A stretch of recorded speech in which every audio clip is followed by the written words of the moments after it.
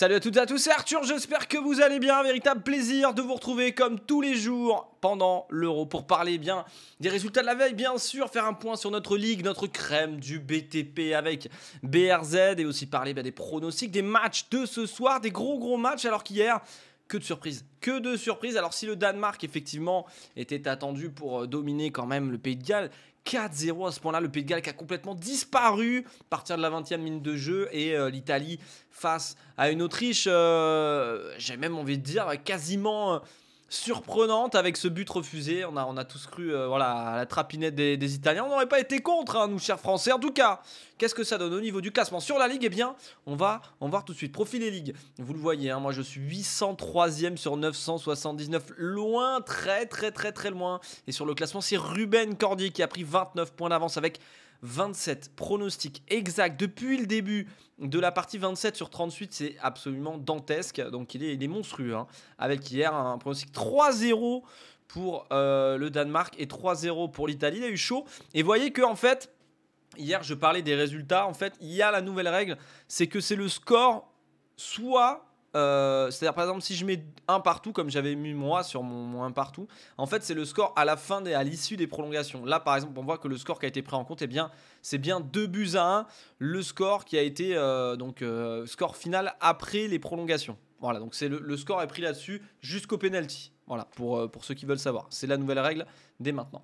Alors ensuite on a Ange, 710 points, 25 pronos exacts, 2-0 pronostiqués et 3-0 hier. L'Italie, on voyait tous gagner sans prendre de but. Au final, on a vu que ça peut aller très vite dans ces huitièmes de finale. Et Bianchini Antoine avec ses 8 pronostics exacts et 18 qui se passent bien, notamment toujours avec ce Maxi x2 qui a fait énormément du bien entre l'Espagne et la Suède. Bravo à toi Bianchi, puisque tu es très bien classé. On a Antoine Racapé, on a tout compris, on a Geoffroy Laurent, Guillaume Fontaine, Gabriel Tréau, c'est Laurent Lonergan qui complète le top 10. On voit que ça peut aller d'un but à l'autre comme au foot, les huitièmes de finale. On va parler des matchs du jour justement avec Pays-Bas, République tchèque et Belgique-Portugal, qui est un match sur lequel on peut prendre pas mal de points puisque les cotes sont assez équilibrées. Alors Pays-Bas, République tchèque, pour moi, il n'y aura pas de grands soucis. Alors Pays-Bas, c'est toujours une belle équipe sur le papier, défensivement peut-être un petit peu moins, mais offensivement c'est propre.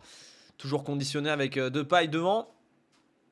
Et Patrick Schick, République tchèque, très bonne équipe aussi, surprenante pendant les groupes.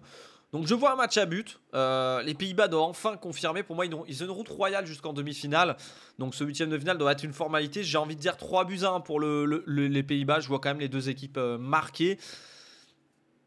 Les Pays-Bas concèdent quand même pas mal d'occasions. Et la République tchèque est assez réaliste. Donc ouais, je vois bien un but. Attention, ça peut être une surprise ce match-là. Mais bon, j'ai envie de croire quand même à la force des collectifs hollandais. Et ensuite, le match tant attendu à 21h entre la Belgique et le Portugal. Attention. Les Portugais jamais aisés de jouer contre eux. Mais les Belges semblent vraiment au-dessus cette année, un petit peu comme les Italiens l'ont été pendant la phase de groupe. Mais voilà, on l'a vu, huitième de finale, toute nouvelle compétition. Cristiano Ronaldo aura encore affaire à essayer de marquer et de prolonger son compteur but. Je vois pas un match au penalty. Je vois quand même les Belges. Je vois les Belges gagner 2-1. Je vois encore une fois les deux équipes marquées, mais Lukaku semble tellement en forme. Et attention quand même à ne pas voir sombrer cette équipe du Portugal si les Belges commencent à prendre confiance un peu avec De Bruyne et Lukaku. Ils ont des joueurs forts sur chaque ligne. Les Belges, c'est ça qu'ils ont une belle colonne vertébrale qui peut leur permettre de battre toutes les équipes de cet Euro. Je les vois pas se faire arrêter par le Portugal qui a été trop inconsistant. Bon par moments, mais aussi très mauvais par d'autres, surtout défensivement. Je vois Lukaku faire son œuvre et donc 2-1 pour les Belges. Voilà, c'est pour moi. C'est tout pour moi, pour mes pronostics. Écoutez, allez-y dans les commentaires si vous avez une petite idée là juste avant de lancer la piécette de ce soir. Parce que là, les huitièmes de finale, vraiment, c'est très compliqué à pronostiquer. Et on se retrouve demain pour faire le point avec forcément un Croatie-Espagne et un France-Suisse tant attendu. Allez, à demain. Et on se retrouve pour les résultats. Bon match, parce que c'est une belle journée de sport aujourd'hui. Ciao, ciao.